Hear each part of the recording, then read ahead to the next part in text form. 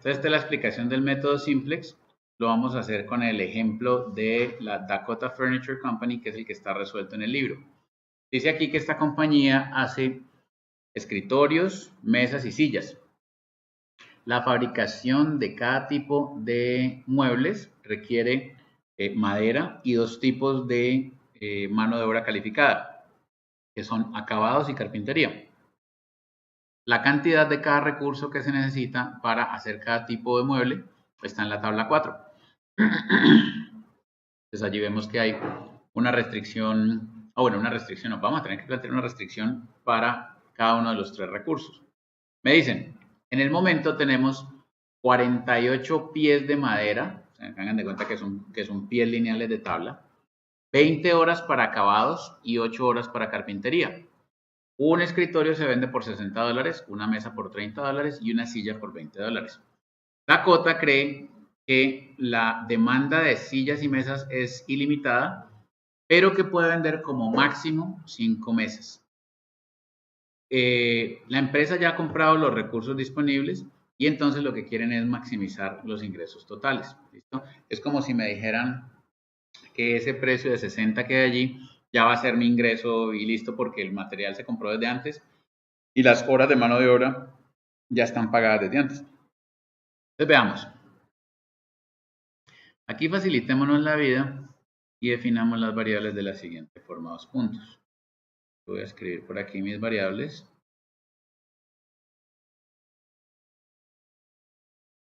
Y yo voy a decir que la voy a llamar x1, dime. Ese es el ejercicio que está explicado y resuelto en el libro, el que les dije a ustedes que estudiaran. Ese está, veamos. Espérate, ya te digo. 4.5. Se llama ejemplo 2. 4.5. Está en la página 14 del PDF del capítulo 4. Listo, entonces aquí está. X1 es cantidad de escritorios. X1 es cantidad de escritorios a fabricar. Nos dice allí si esto es por día o por mes, o esto es como un evento particular, un solo momento. X2 será cantidad de mesas a fabricar. Y X3 cantidad de sillas.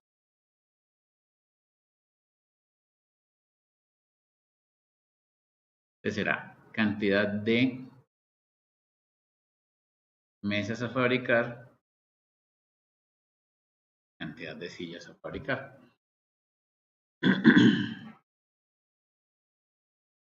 Listo. ¿Cuál será mi función objetivo?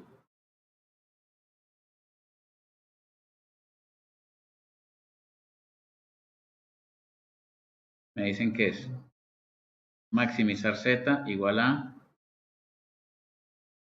ingresos totales. Y me dicen que por cada escritorio puedo recibir $60. Entonces aquí será 60 X1. Por cada mesa puedo recibir $30, 30x2. Y por cada silla puedo recibir $20, 20x3. Listo.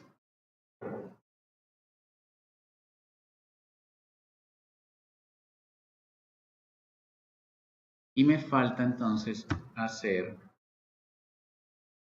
las restricciones. Entonces, fíjense, las restricciones, voy a poner esto por aquí. ¿Cuántas restricciones tendremos en este problema? Tendremos 3 y 3. Entonces, tendremos es la limitación por disponibilidad de cada recurso.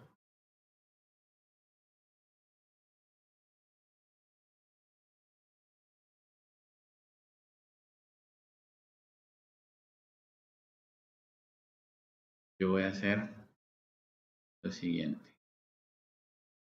Voy a hacer una aquí. Sí, es toda la razón. Y creo que es para un producto en particular, ¿no es cierto? No es para todos. Creo que es para mesas. Una restricción de demanda para mesas. La hacemos a continuación. Entonces, miren, hagamos esto acá.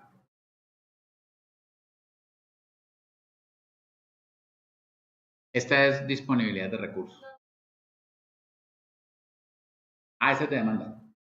El máximo de unidades que yo produzca de tal cosa debe ser menor o igual que la demanda máxima que me dice. Yo creo que dice, como máximo se pueden vender 5 mesas como máximo. Como máximo. Bueno, entonces ahí va. Esta es. Como lo voy a hacer para el recurso tabla, entonces fíjense, cada escritorio me gasta 8 unidades de tabla, 8x1. Cada mesa me gasta 6 unidades de tabla, 6x2. Cada silla me gasta 1 unidad de tabla. Y esto tiene que ser menor o igual a las unidades de tabla que tengo disponibles. Eso está por allá arriba. ¿Alguien me puede soplar cuánto es? 48 unidades de tabla, gracias. Horas de acabado. Cada X1 utiliza 4 horas de acabado. Para cada mesa son 2 horas de acabado. Y para cada silla 1.5 horas de acabado. Y tengo, creo que son 20 horas de acabado. Luego, carpintería. Tengo 2 horas por cada escritorio, 1.5 horas por cada mesa y 0.5 horas por cada silla. ¿Y cuántas horas tengo de carpintería? Listo. La otra restricción es demanda máxima de mesas.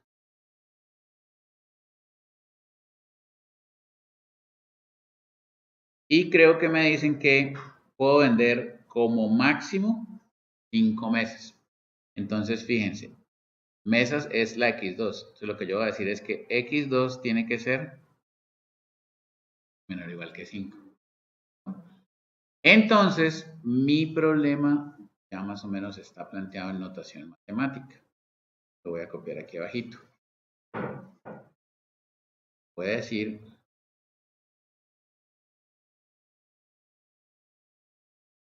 que mi problema es maximizar Z.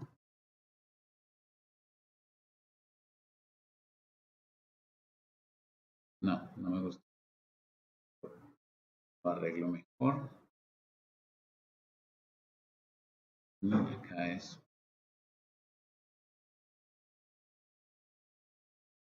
maximizar Z igual a 60x1, 30x2 más 20x3, sujeto a 4 restricciones que ya escribimos. ¿Listo? Bien. ¿Alguna pregunta hasta ahí? ¿No? Bueno. Entonces, la primera tarea que tenemos que hacer para poder usar el simplex es convertir esto a una cosa que se llama la forma canónica. ¿No? Tenemos que convertir todo esto a forma canónica. Ir a forma canónica. Listo. La forma canónica, ojo con esto, no tiene inecuaciones, solo tiene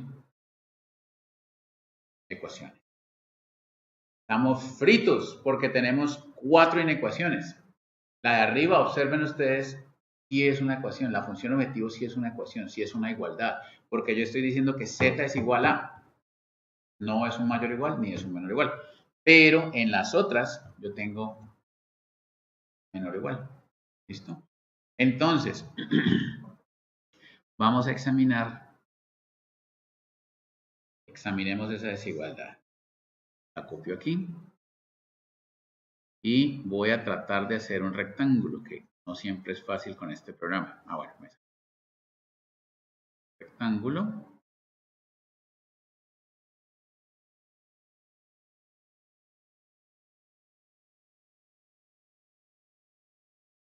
Listo, allí está mi rectángulo.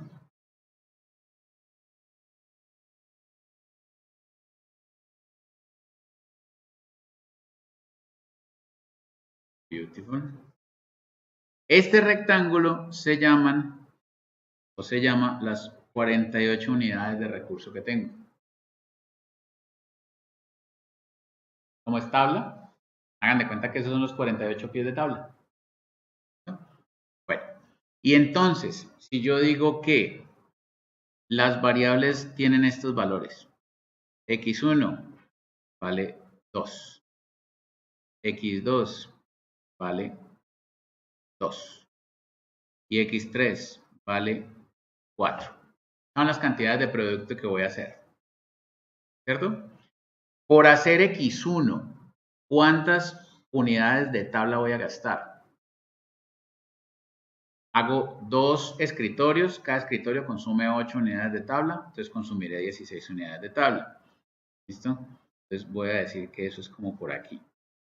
Entonces, por hacer x1, voy a consumir 16 unidades. Hagamos este otro color, a ver, rojito, upas, y este hagámoslo naranja. ¿Listo? Ahora, para hacer mesas, que es el x2, ¿cuánta tabla voy a gastar? 2 por 6, 12, ¿cierto? Entonces, aquí tendré otro consumo que es de 12 unidades.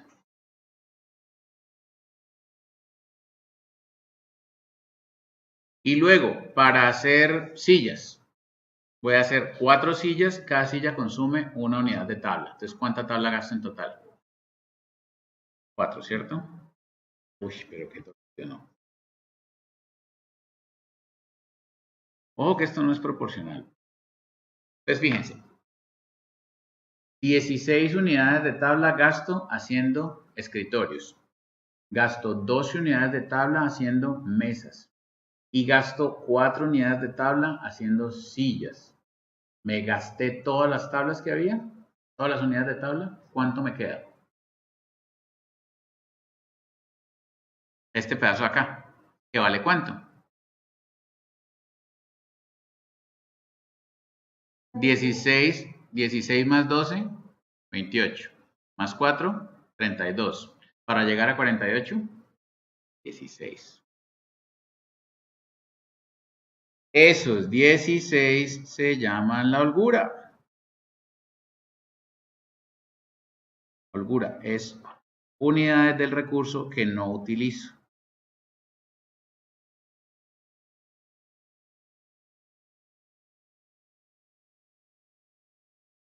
Unidades del recurso que me sobran.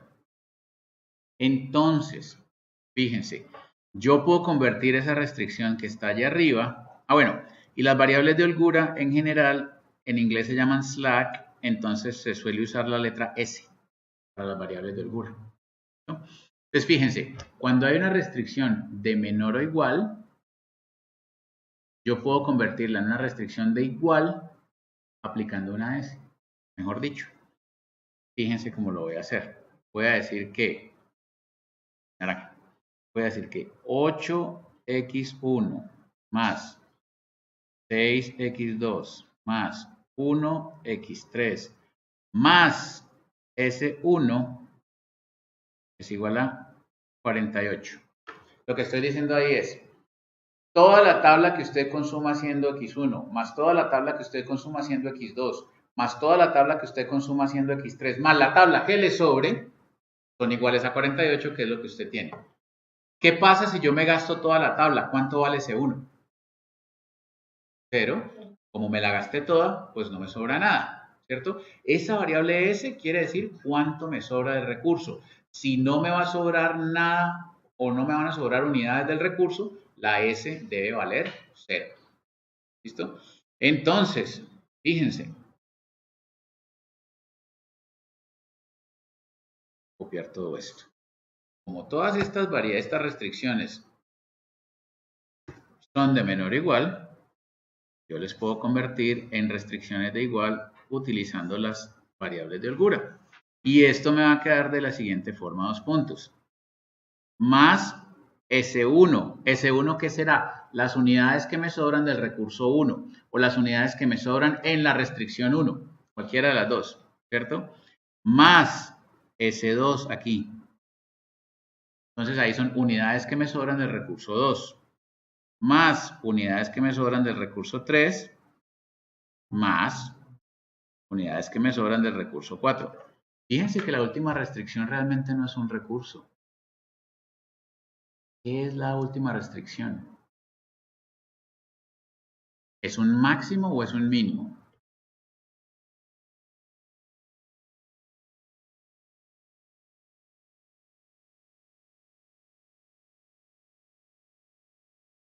No, era menor o igual.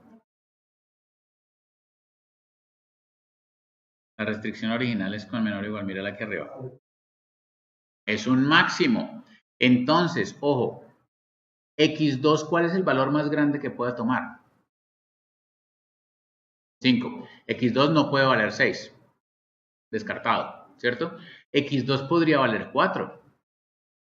En ese caso, hay un slack de 1. ¿Qué quiere decir ese slack? ¿Cuál es esa interpretación allí? Porque ese no es un recurso que se me está acabando. Ahí me están imponiendo un máximo, ¿cierto? Que es el 5. Si yo quedo en 4, el 1 es qué tanto por debajo, qué tanto estuve, así se dice, qué tanto estuve por debajo del máximo, sí, así está mejor. ¿Qué tanto estuve por debajo del máximo? ¿Ya? Pero observen que matemáticamente es exactamente lo mismo que cualquier otra de las S que he puesto allí. Porque me sirve para completar la restricción en términos de igualdad. Entonces yo diría x2 más s4 menor o igual que 5. Ah, no, igual a 5. Ahí ya es exactamente igual a 5. ¿Listo? Esto es la primera parte de la forma canónica. ¿Listo? Forma canónica es decir, convertir todas las desigualdades en igualdades. ¿No? Bueno, voy a hacer otro comentario y luego te doy la palabra. El otro comentario es que observen que en este problema en particular estoy trabajando con maximizar y con restricciones de menor o igual, porque es la forma más fácil de explicarlo. ¿Sí? Esta misma lógica también se aplica a los problemas de minimizar y a las restricciones que son de igual o de mayor o igual. Yo no voy a explicarles eso. ¿No? Voy a explicarles esta forma porque es que yo no necesito que ustedes se vuelvan expertos en resolver problemas a mano. Para eso tenemos computadores. ¿Me explico? Yo necesito es que ustedes vean el funcionamiento del algoritmo matemático. Porque más adelante ustedes se olvidan de él, plantean en Excel, plantean en Ample, resuelven y usan las soluciones y las interpretan. ¿Me explico? Pero yo no necesito que ustedes, ante un problema de la empresa, saquen un lápiz y un papel y se pongan a hacer métodos simples. ¿Me entienden? No lo estamos haciendo con el fin de resolver muchos problemas con esto. No. Lo estamos haciendo con el fin de que ustedes no tengan que creer que el algoritmo funciona. Es que lo vean funcionar. En un caso pequeño, en una forma especial. De ahí en adelante, la lógica matemática se conserva igual cuando tengo problemas de minimización y problemas con otras restricciones de otros tipos. Ahora sí, ¿qué me vas a decir?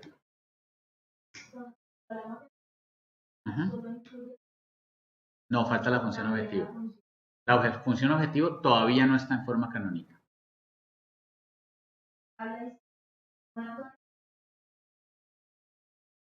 El renglón 0 es la función objetivo. Sí, vale. Bueno, entonces, yo voy a hacer otra jugadita. Voy a mover esto un poquitín para abajo para dejarme unos renglones libres allá arriba. Y me voy a copiar la función objetivo que teníamos aquí. Pero no es eso.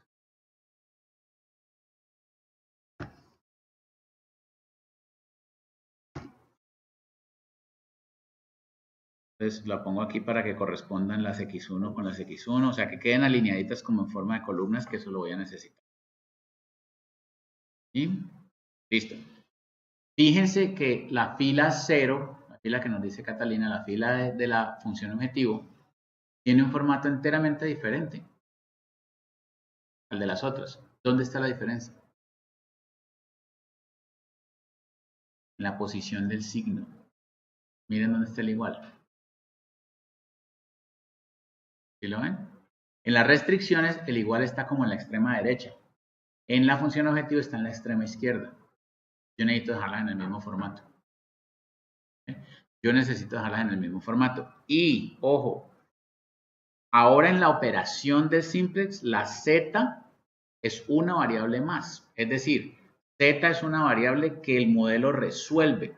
Cuando le da valor a z, le está dando valor a la función objetivo.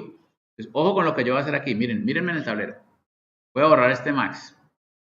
¿Cierto? Lo borré. Y si yo cojo este signo igual y lo pongo aquí, ¿qué tengo que hacer acá? Es como si yo hubiera tomado 60x1 más 30x2 más 20x3 y los hubiera pasado al otro lado. Ustedes recuerdan, como están diciendo, que cuando paso al otro lado tengo que cambiar los signos. Esa es la razón. Entonces yo voy a hacer el cambio de signos aquí con mi borrador mágico. Menos, menos y menos. Bueno, les tengo una pregunta adicional y ya casi tenemos nuestra forma canónica. ¿Cuánto me dan a mí de premio cuando me sobra una unidad de tabla en este problema? ¿Cuánta plata me entra cuando me sobra una hora de carpintería? Nada. O sea que si la variable S1 tiene un valor positivo, es decir, me sobran unidades de algo, ¿me va a entrar plata para la función objetivo? No. Hay que completar eso en la función objetivo, porque observen que la función objetivo no tiene a las variables S. Toda variable que yo agregue en un modelo de programación lineal tiene que tener algún impacto en la función objetivo. Ese impacto puede ser, como en este caso, 0, pero tiene que estar en la función objetivo, si no el problema no está completo. Entonces 0S1. Ah, no, pero menos. Todo el mundo está con menos. Menos 0S1.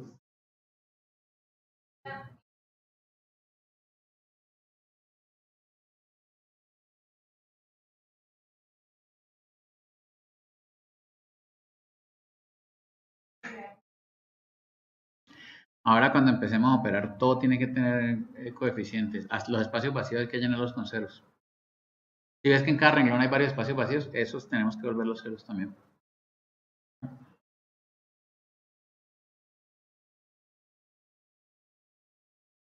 Pero el cero sí es importante saber que está allí. Sí. Y entonces, ojo, en este momento, fíjense, cuando yo arranco a hacer mi modelo, fíjense que yo no estoy haciendo unidades de producto, de ningún producto. Si no estoy haciendo unidades de producto, ¿cuánto vale la función objetivo? ¿Listo? Entonces, miren una particularidad. Ese tablero allí donde está, primero, bueno, tablero no, esas ecuaciones allí ya están en forma canónica. La segunda cosa que quiero que observen es que en cada fila hay una variable que yo puedo despejar. Y el valor de la variable está en el lado derecho de la ecuación. En la primera fila siempre despejo el valor de z. Z en este instante, ¿cuánto vale? 0. Si yo estoy diciendo que arranco desde el punto en que no fabrico ningún producto, ¿cuánto valen x1, x2, x3? 0.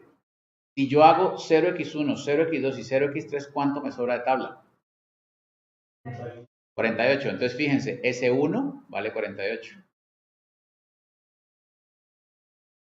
Si ustedes piensan conmigo que todo este pedazo para arrancar, todo este pedazo, vale 0, quiere decir que S1 vale 48, S2 vale 20, S3 vale 8 y S4 vale 5. Ojo, si yo no hago productos, los recursos me sobran completos. Como S1 es cuántos recursos me sobra en la restricción 1, me sobra todo el recurso. Lo mismo S2, me sobra todo. S3, me sobra todo. Y el S4, que no es exactamente un sobra, pero imaginemos que es un sobra, me sobra todo. Porque el X2 no está ocupando espacio. Ahora sí, Johnny. La pregunta es que si la importancia de pronto de quitar los ceros está para el jornal. Sí. Sí, sí, sí. Bueno, entonces, ojo, como yo estoy despejando cada una de estas variables z con con cada uno de los renglones, entonces yo voy a decir que para arrancar estas, no, pero no están allá. Para arrancar, estas son las variables básicas. Y entonces la variable básica aquí es S1, aquí es S2, aquí es S3 y aquí es S4. Dos interpretaciones. Uno, la variable básica es aquella que yo puedo despejar en una línea del tablero de simplex. Interpretación 2. Las variables básicas son las que toman valores no negativos en la solución. Las variables no básicas, que son todas las azules, toman valor 0. ¿Ya? Entonces, ojo, en un problema de maximización con puras restricciones de menor o igual, el primer tablero que yo armo, ¿cierto? El primer tablero de la forma canónica, ahora voy a pasar a una forma de tablero. El primer tablero y la primera forma canónica que yo armo tiene todas las variables de decisión reales del problema, que son x1, x2, x3, puestas en 0. Y todas las variables de holgura tomando el valor de cada uno de los renglones. Entonces, aquí estoy expresando en esta solución lo siguiente. Arranco haciendo 0 escritorios, 0 mesas y 0 sillas. Por lo tanto, mi función objetivo va a valer 0. Y por lo tanto, en la primera restricción me sobran 48 unidades. En la segunda restricción me sobran 20 unidades. En la tercera restricción me sobran 8 unidades. Y en la cuarta restricción me sobran 5 unidades. O sea que S1 vale 48, S2 vale 20, S3 vale 8 y S4 vale 5. Entonces, ojo con lo que voy a decir que es vital en el simplex. Cada tablero que yo construya es una solución factible del problema. Observen que allí estoy cumpliendo con todas las restricciones. Lo que pasa es que no estoy logrando una función objetivo máxima. ¿Ya? Entonces, ¿qué pasa? Cada tablero de simplex, y miren que voy a hacer una afirmación fuerte, cada tablero de simplex me representa una solución factible que es una esquina de la región factible. ¿Se acuerdan que decíamos en la solución gráfica que la solución estaba obligatoriamente en una esquina? El tablero simplex, un tablero simplex es una esquina. Y entonces, lo que dicen, hacer la iteración del simplex es que voy a pasar de una esquina a otra mejor. Entonces, el tablero de simplex va a cambiar para reflejar otra esquina del área factible del gráfico, ¿no? Este problema tiene 3 variables, no lo podemos graficar, ¿no? Pero esa es la operación que vamos a hacer realmente, ¿no? Ahora vamos a ver con base en qué hacemos esa operación, ¿listo? Entonces, la segunda cosa que voy a hacer es que ya voy a convertir esto en un tablero como más clásico, ¿sí? Entonces, veamos, voy a convertirlo por aquí. Yo voy a decir que un tablero debe tener, primero debe tener la variable básica. Entonces aquí van a ser z, c1, c2, 3 y s4. Y no, creo que no es buena idea que lo pinte así. Variable básica. Solamente aquí.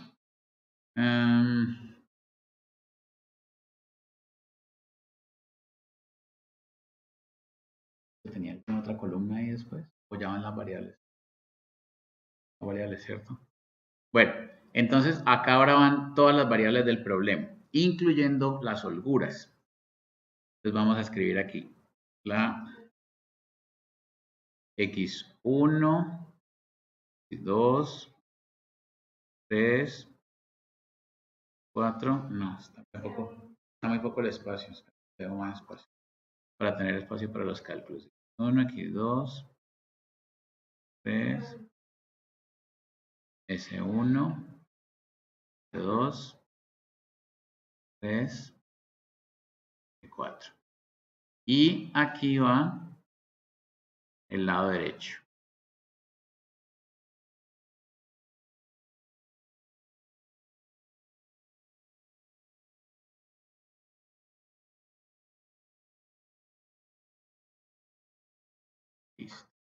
Y aquí lo lleno con los valores que yo tengo arriba en el canónico. Entonces, fíjense que en el formato canónico yo tengo menos 60, menos 30, lo voy a acercar un poquito.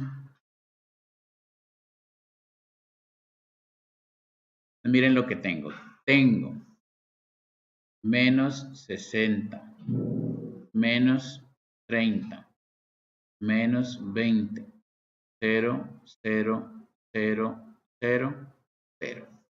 Acá tengo 8,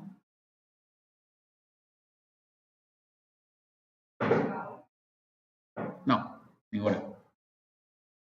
6, 1, 1, 0, 0, 0, 48. Aquí 4, 2. Yo en vez de 1.5 voy a usar mejor, ¿cuánto es eso? 3 medios, ¿cierto? Con el fraccionario es más fácil operar. 3 medios, 0, 1, 0, 0, 20. 2. 3 medios, 1 medio, 0, 0, 1, 0, 8. 0, 1, 0, 0, 0, 0, 1. Y 5. Bueno, entonces, de pronto esta sección es la que conviene que luego vuelvan a escuchar en el video, porque voy a dar unas reglas de recetario que a uno se le olvidan. ¿Listo? Entonces, por favor, las repasen después. Miren esto, los números que están en rojo. Esa es la matriz de Gauss-Jordan. Y por esa estructura de esa matriz de Gauss-Jordan es que podemos despejar las variables como hacemos. ¿Sí? Entonces quiero que observen lo siguiente. Un tablero de simplex bien construido debe tener las siguientes características, 2 puntos. 1. Cuando ustedes examinen la columna de cada variable básica, deben encontrar un 1 en el renglón de esa misma variable básica y 0 en todos los otros renglones. Vénganse conmigo y miren la columna de S1. Ustedes observan que hay puros ceros y solo un 1, ¿cierto?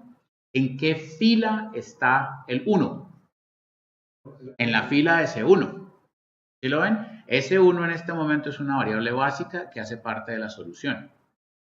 Como hace parte de la solución, para que el tablero esté bien construido, debe tener un 0 en la función objetivo, un 1 en su propio renglón y un 0 en todos los demás renglones. Si alguno de esos elementos no se da, el tablero está mal construido y no permite despejar las variables.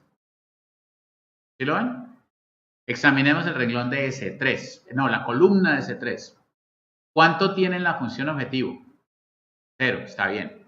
¿Cuánto tiene en el propio renglón S3? 1 es lo que debe tener. Y en los otros renglones debe tener ceros. Está bien armado. ¿Listo? Porque un quiz típico que yo tengo es que yo les doy un tablero de estos con números donde no son y usted me tiene que encontrar los errores. Los errores se encuentran con base en esto que les estoy explicando. ¿Listo? Bueno. Otra pista. Volvamos al problema original. Aquí. Fíjense que, ¿qué pasa si yo fabrico una unidad de X1? ¿Cuánto me gano? 60. Si fabrico una unidad de X3, ¿cuánto me gano?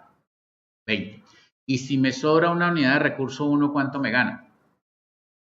Nada. Eso, ojo, se debe ver reflejado en la fila de Z. Mírenlo allí. La fila de Z, pilas, la fila de Z dice cuánto está dispuesto a agregar a la función objetivo cada unidad de una variable de esas que hay ahí que yo haga. Y ojo que queda planteado en negativo porque nos tocó cambiar esa ecuación.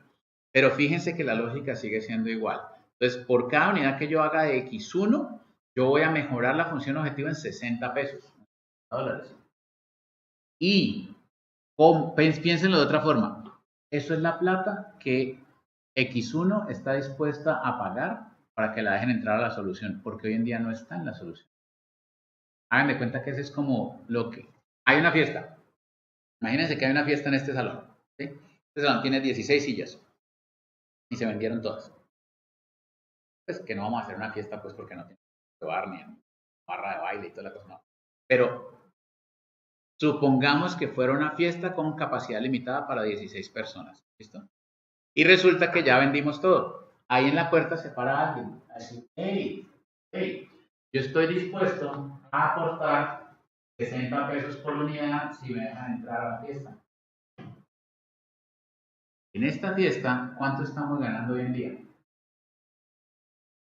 0. Porque las variables S1, S2, S3 y S4, fíjense, ellas tienen 0 ahí también por otra razón, y es que ellas ya no están dispuestas a aportar por estar en la solución por una razón muy simple, es que ya están. Es como si yo voy a donde el que ya está adentro, que ya pagó el cover y le digo, ve, ¿me querés aportar algo más? Me dice, yo ya pagué, ya estoy aquí adentro, ya no me puedes cobrar más. ¿Sí me explico? Entonces, fíjense, aquellas variables que hacen parte de la solución, o sea, que son las variables básicas, deben tener en la fila de Z un 0, porque ellas ya no quieren pagar por entrar, ya entraron.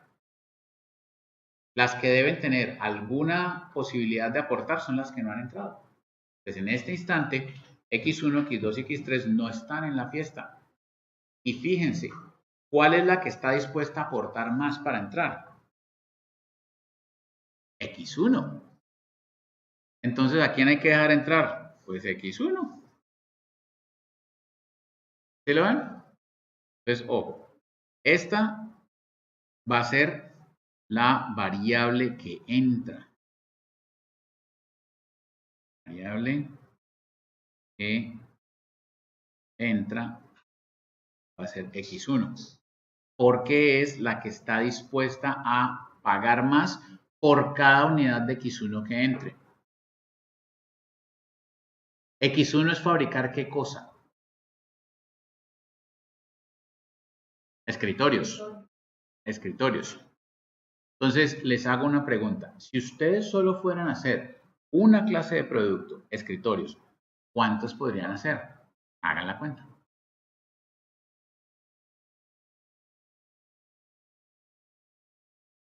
Dime.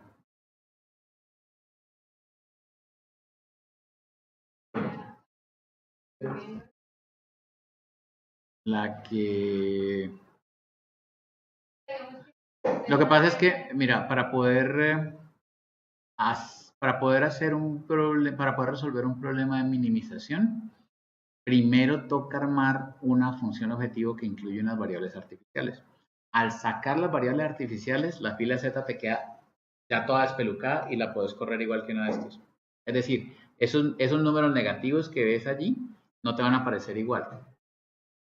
Van a aparecer modificados. Eso está en la sección creo que 4.6. Yo no me voy a meter en eso. Pero el caso es que el renglón Z de arranque no es este mismo. Sería modificado por una transformación que hay que hacer debido a las variables artificiales.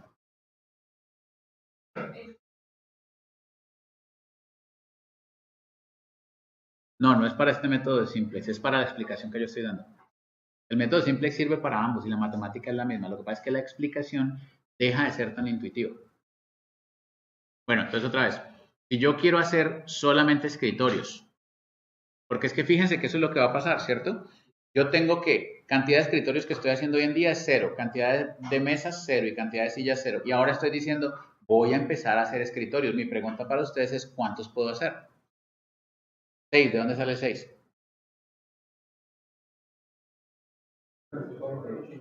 De las tablas. ¿Y los otros recursos? Hagan la cuenta, calculen cuántos escritorios puedo hacer.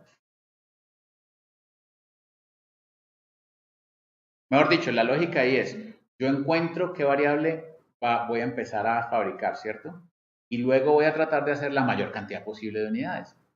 Yo necesito que ustedes me digan cuánto es el máximo que puedo hacer de escritorios. 6, ¿por qué?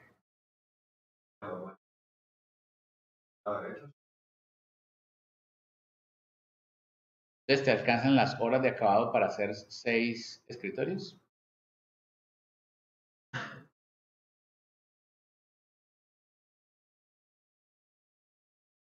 Fíjate que tenemos 20 horas de acabado y cada escritorio consume 4.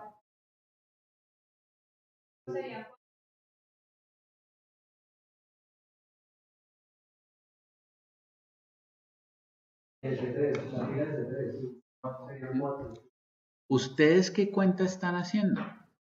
Y yo la hago acá. No, no, no, es porque está bien, pero entonces, ¿cuál es la cuenta? ¿Cuál es el cálculo?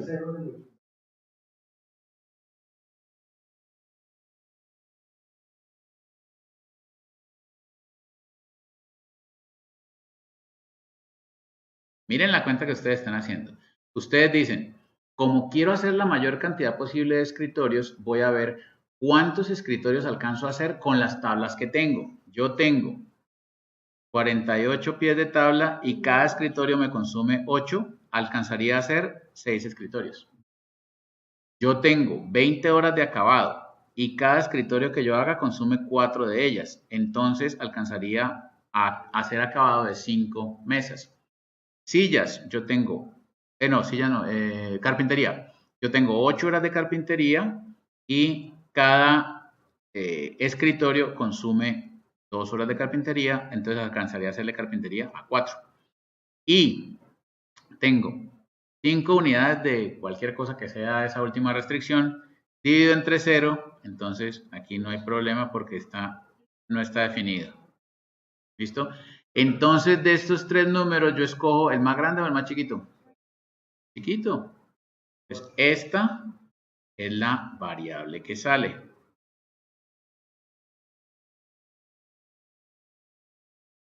Y ojo, es que fíjense que eso tiene una lógica. Esa variable sale porque el recurso de horas de carpintería se agota. Si las horas de carpintería se agotan, el S3 tiene que empezar a valer 0. Valer 0 es salir de la solución básica. Entonces, fíjense que yo lo que estoy haciendo es usando los recursos, ¿cierto? Bueno, lo pregunto de esta otra forma.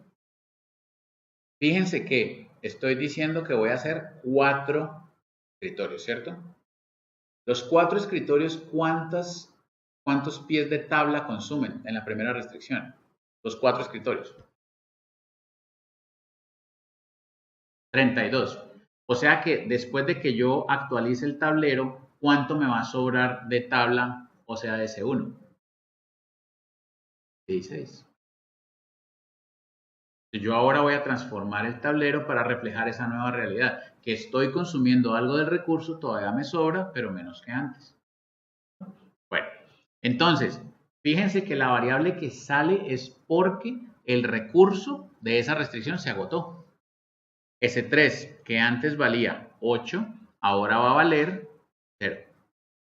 Y S3 sale de la base. Entonces, ¿dónde entra X1?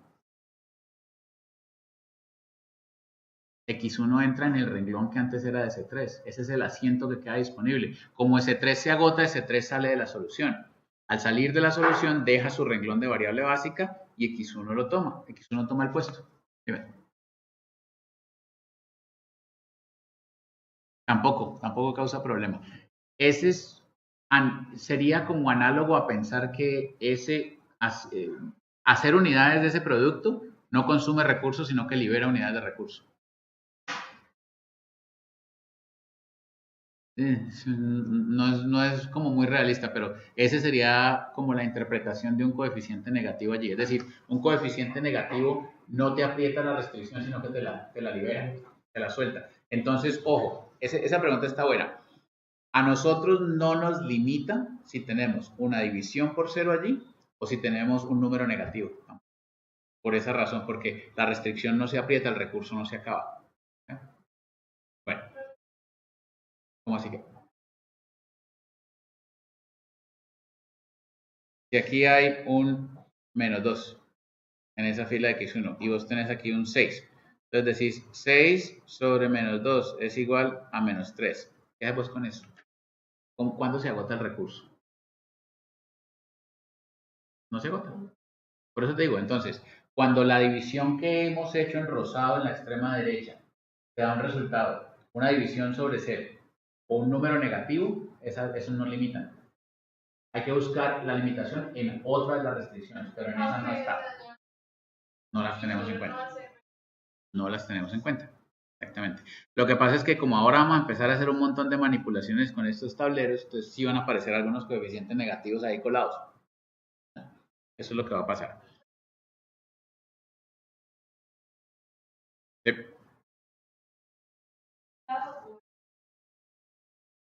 Las columnas no cambian, pero estas sí cambian. O sea, el dueño de las filas va a ir cambiando. En cada tablero cambia uno. Pero las de arriba siempre las ponemos en el mismo orden. ¿Listo?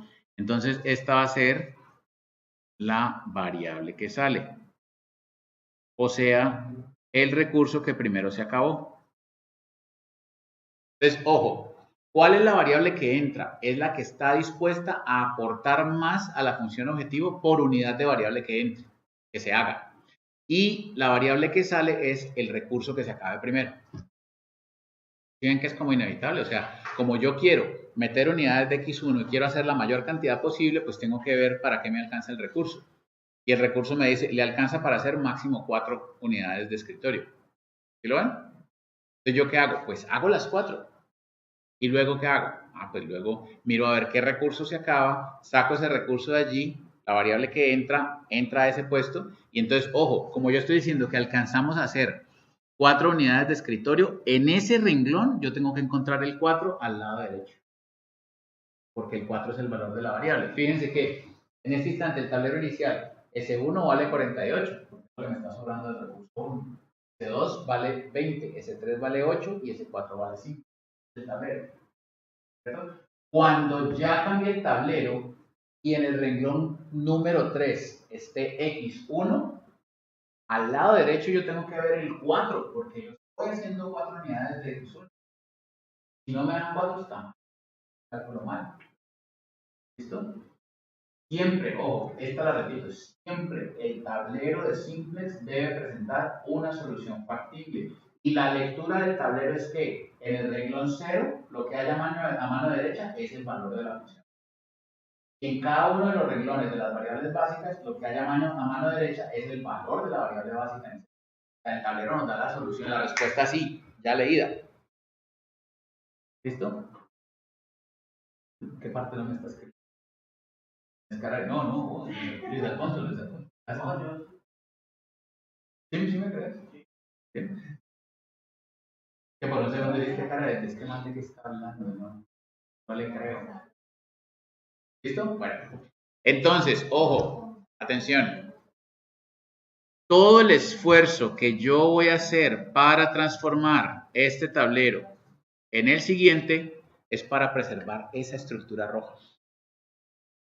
Yo voy a transformar este tablero al siguiente tablero para lograr esa estructura roja. Es decir, es la matriz de Gauss-Jordan. Y es la que me permite leer el tablero con el despeje de las variables ya listo. ¿Sí? En el próximo tablero, ¿qué variables voy a poder despejar? ¿S1 la voy a poder despejar? ¿O conocer su valor de inmediato? ¿S1? Sí, porque va a ser básica. ¿S2 va a ser básica? Sí. ¿S3? No. ¿Quién va a estar en lugar de S3? X1. ¿Y S4 se conserva allí? Sí. Entonces mi próximo tablero va a tener como variables básicas S1, S2, X1 y S4. ¿Listo? Bueno, entonces ojo, el procedimiento que sigue es la parte que es más receta. Entonces esta receta ustedes tienen que básicamente aprendérsela. ¿Listo? Pero lo que vamos a hacer es que como yo quiero tener la estructura de ceros y unos de Gauss-Jordan, fíjense que en este instante X1 debería tener, para hacer una estructura buena de Gauss-Jordan, debería tener 0 en la fila Z, 0 aquí, 1 aquí y 0 aquí, ¿sí o no? Y no los tengo. Excepto el 0 al final, el 0 al final sí lo tengo, ¿cierto? Pero ese resto de condiciones que tengo, que quiero cumplir, no las tengo. ¿Qué hago?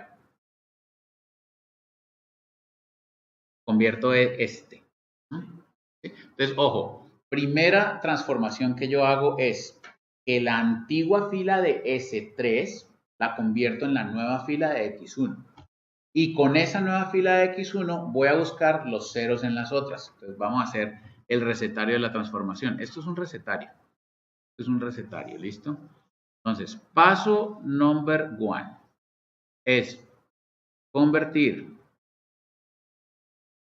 la antigua fila de S3 en nueva fila de X1. ¿Sí? Yo voy a hacer lo siguiente, la voy a copiar.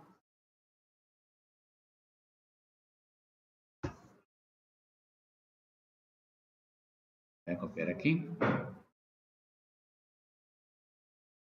Entonces, ojo, voy a hacer lo siguiente, voy a hacer antigua fila de S3 multiplicada por un medio.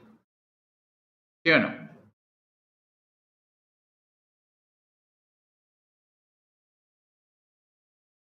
Y esa va a ser, lo que me resulte allí va a ser la nueva fila de X1. Entonces vamos a hacerlo. 2 por un medio, 1. 3 medios por un medio, 3 cuartos. Un medio por un medio, un cuarto.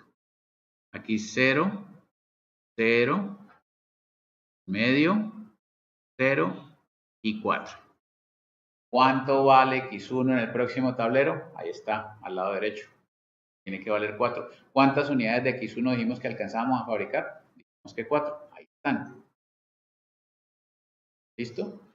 Luego, debo hacer lo siguiente. 2.1 es convertir la antigua fila Z en nueva fila Z. Y eso ya lo hago utilizando siempre la nueva fila de X1. ¿Ya? Entonces, voy a traer la antigua fila Z.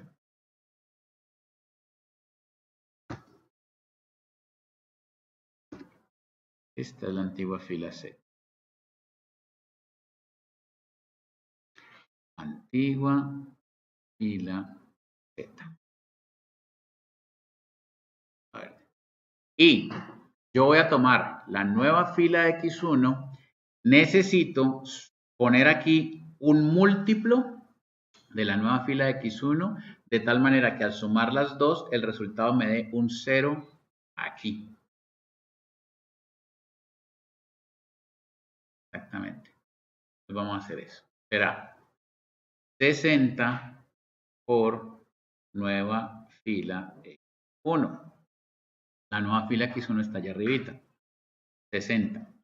60 por 3, ¿cuánto da? 60 por 3, 180 dividido 4, 45. 60 por un cuarto da 15. 60 por 0 da 0, 60 por 0 da 0, 60 por un medio da 30, 0 aquí, y 60 por 4, 240. Ojo con lo que voy a decir. No, espérese, no lo voy a decir todavía. Voy a hacer la suma. Y hago la suma. 0, 45 menos 30, 15. 15 menos 20, 5, 0, 0, 30, 0, 240. Y esta es la nueva fila de Z. Ojo, ¿cuántos escritorios es que estoy haciendo ahora?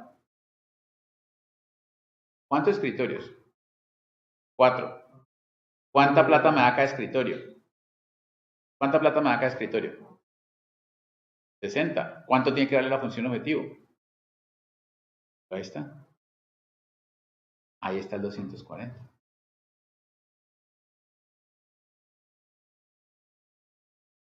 Si ven cómo van cayendo las piezas para armar el nuevo tablero, todo va cayendo en su lugar. Luego, tengo que 2.2. Tengo que convertir la antigua fila de S1 en la nueva fila de S1. Esas se las dejo a ustedes. Háganlas. Ojo, con esta lógica siempre. En el segundo término de la suma va a ser algo multiplicado por la nueva fila de X1 para obtener el 0 en la columna de X1. Eso es lo que estoy buscando, el 0 en la columna de X1. Yo voy a copiar aquí la antigua fila de S1.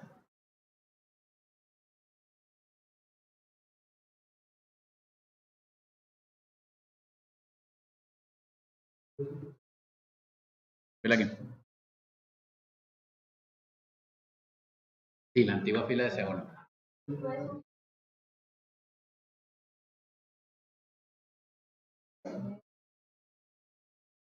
La de 1, 3 cuartos y 1 cuarto.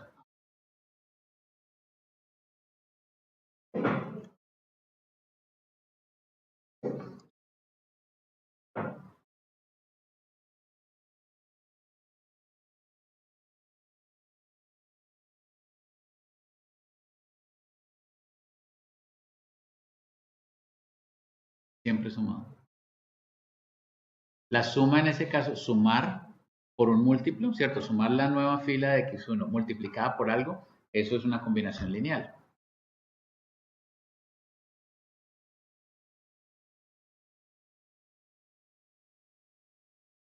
Claro, y sumarlo. ¿Por qué valor tengo que multiplicar la nueva fila de X1 para convertir este mancito en un 0? Menos 8. Entonces, aquí será menos 8, nueva fila de X1. La nueva fila de X1 está aquí arriba, entonces será menos 8. Menos 8 por 3 cuartos es menos 6. Menos 8 por 1 cuarto. 2, 0, 0. Menos 8 por 1 medio. 0 y menos 8. Ay, ¿por qué menos 8? Ah, sí. Menos 8 por 4. Menos 32. Listo.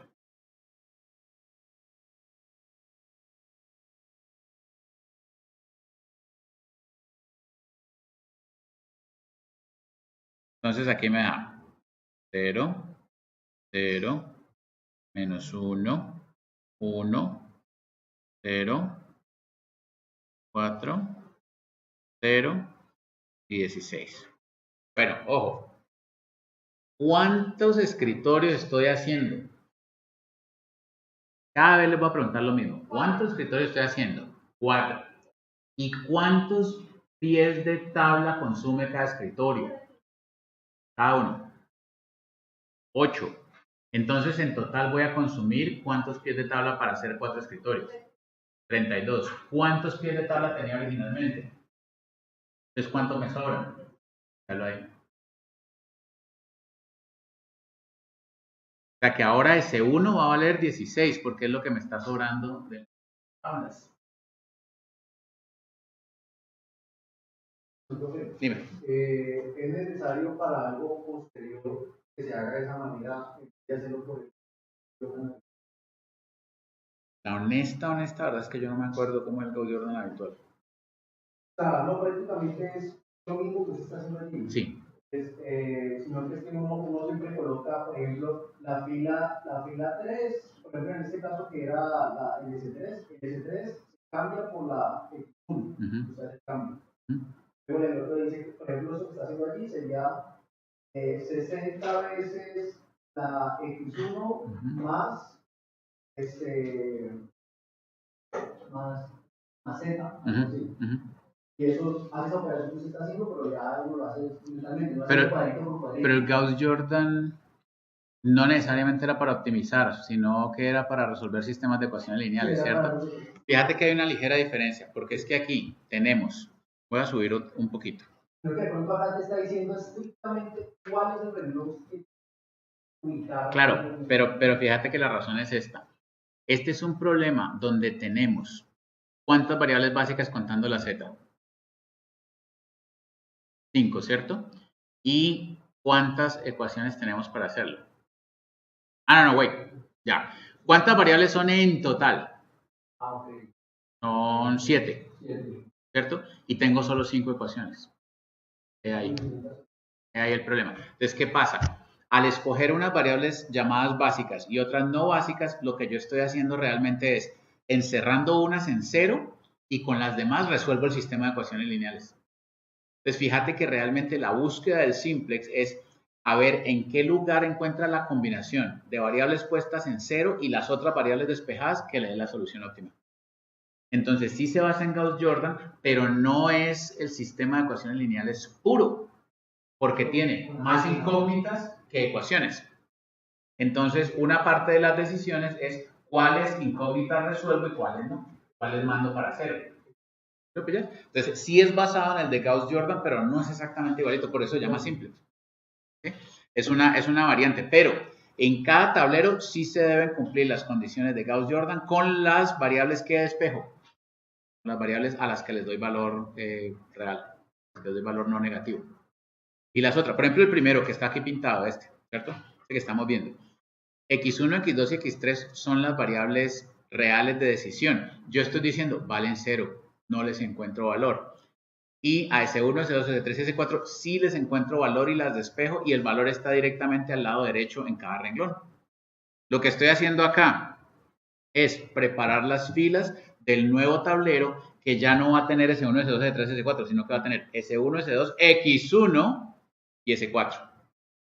O sea que de las variables reales de producción de muebles ya va a haber una que no vale 0, ¿cierto? Y vamos a mirar qué pasa cuando armemos el tablero, ¿cierto? Si hay alguna otra variable que no es básica que quiera pagar por entrar. Si ya no queda nadie que quiera pagar por entrar, yo ya terminé y ya encuentro la solución óptima. Si queda alguien que quiera pagar por entrar, entonces veo a quién tiene que sacar. Y hago la transformación del tablero. Hasta ahora tenemos, espérame un segundo, tenemos fila de X1, fila de Z y fila de S1. Nos faltarían las filas de S2 y S4, ¿cierto? ¿Ya las hicieron? Hicieron en plural, ¿no? Ya las hizo. Que mientras hablábamos acá, Estefanía ya la resolvió. S4 no hay necesidad de hacerle nada porque ya tengo el 0 que necesito. O sea que la única transformación que falta es la de S2. Una pregunta, pero no va a volver un poquito. Entonces, espérate, escribo aquí y vamos regresamos a donde necesitamos. Convertir la antigua fila de S2 en nueva fila de S2. Listo, devuélvete. La que sale, ajá. Sea mano derecha en rosado.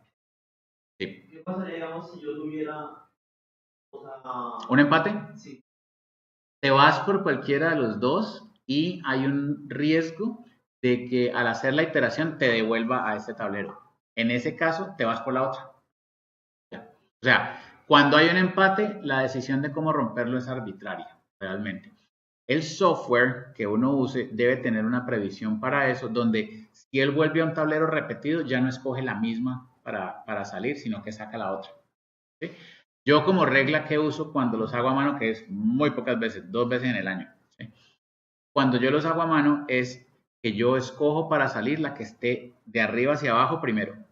Es la única regla inoficiosa, arbitraria que yo tengo. Si hago la iteración y me vuelve a traer a este mismo tablero, quiere decir que ahora debo salir con la otra. Y ya. Pero no es un problema para la solución. A veces sí es un problema para la interpretación del precio sombra en el análisis de sensibilidad. Y eso puede pasar también porque haya restricciones redundantes. Ese fenómeno de dar el ciclo y de tener la opción de sacar dos variables puede pasar por las restricciones redundantes. Que si ustedes ven, todo está conectado, la solución gráfica con el simplex y luego con el ample y con el Excel, todo está conectado. Todo es para resolver el mismo problema. Bueno, entonces venga, me falta la nueva fila de S2. A ver, Estefanía, díctamela, porfa, que me da pereza calcularla. Sí, porfa. Despacio, despacio, 0.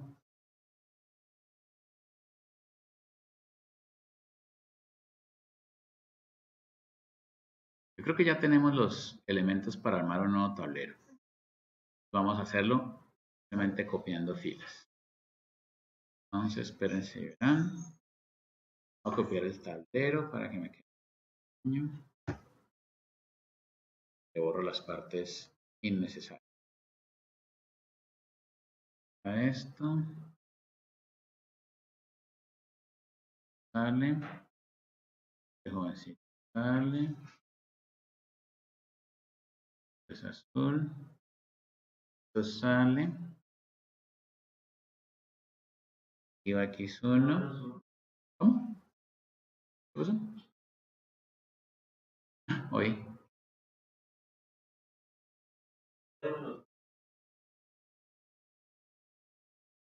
Menos 1. ¿Sí?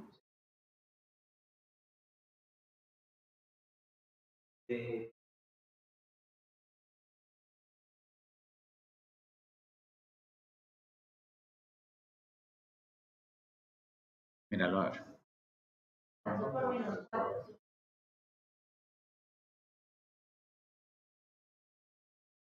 Entonces, menos que menos 1. Como pusimos allí, listo.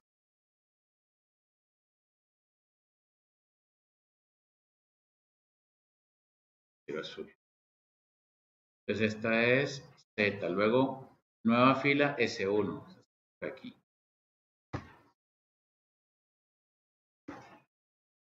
Una fila de S1. Azul. Luego, nueva fila de S2. Esta.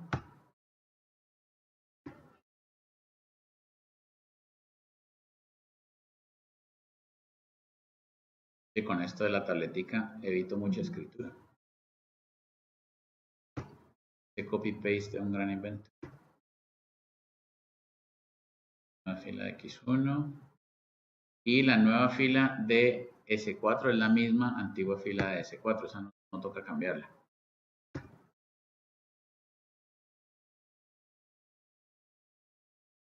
Entonces, observen. Construcción de Gauss-Jordan. Tiene que estar en X1, S1, S2 y S4. Están desalineadas, pues, pero ¿sí ven que se cumplen? ¿Sí? O sea, que X1 tiene 0 en todos los elementos de la columna, excepto en el elemento que está en la fila X1. Ahí sí tiene un 1. S1 tiene 0 en toda la columna, excepto en el renglón de S1 que tiene un 1. Y así sucesivamente para S2 y S4. ¿Listo? Miremos las respuestas. S1, me sobran 16 pies de tabla. S2, me sobran 4 horas de acabado. X1, estoy haciendo 4 unidades. ¿Cuántas horas de carpintería me sobran? Ninguna, porque ese es S3 y S3 en este instante vale 0. Y S4, todavía S4 vale 5. ¿Listo? Bueno, viene una pregunta. ¿Cuál sería el efecto en la función objetivo si yo insistiera en que me sobrara una unidad de S3? Es decir, que S3 valiera 1.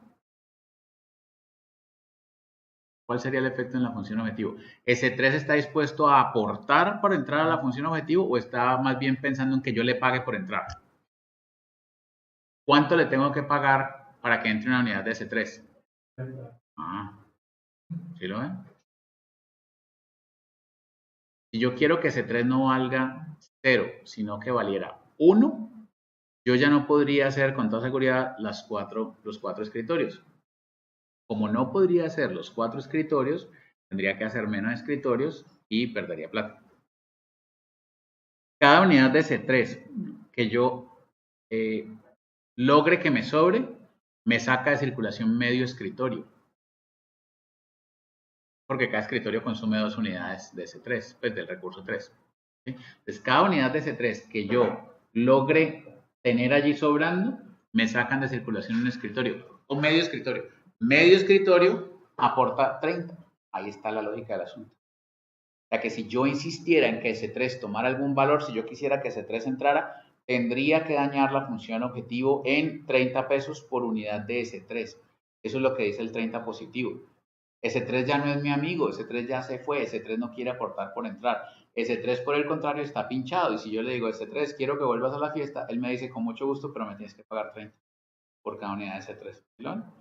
Ese es el significado de que el valor 30 está en la función objetivo para S3, pero positivo, no negativo.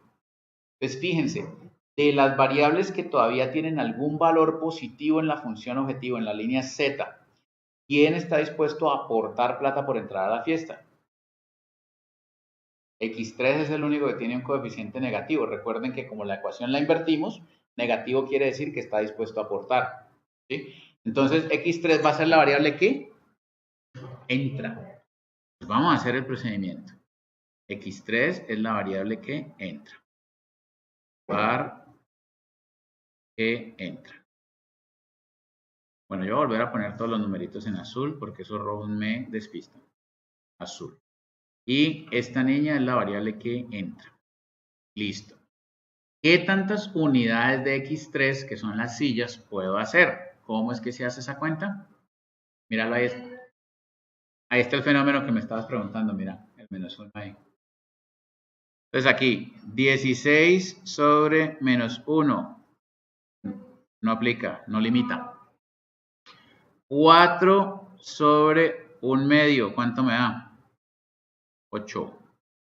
4 sobre 1/4. ¿Cuánto me da? 16. 5 sobre 0. No limita. Dice allí que yo, con los recursos que tengo, alcanzaría a hacer 8 sillas por el lado de las horas de acabado y alcanzaría a hacer 16 por el lado de X1, o sea, quitándole espacio a X1. ¿Cuál de los dos valores es más limitante? ¿El 8 o el 16? El 8. Entonces, ¿quién va a salir? Pero entonces, ¿quién va a salir? Ese 2. ¿Cuál es la pregunta?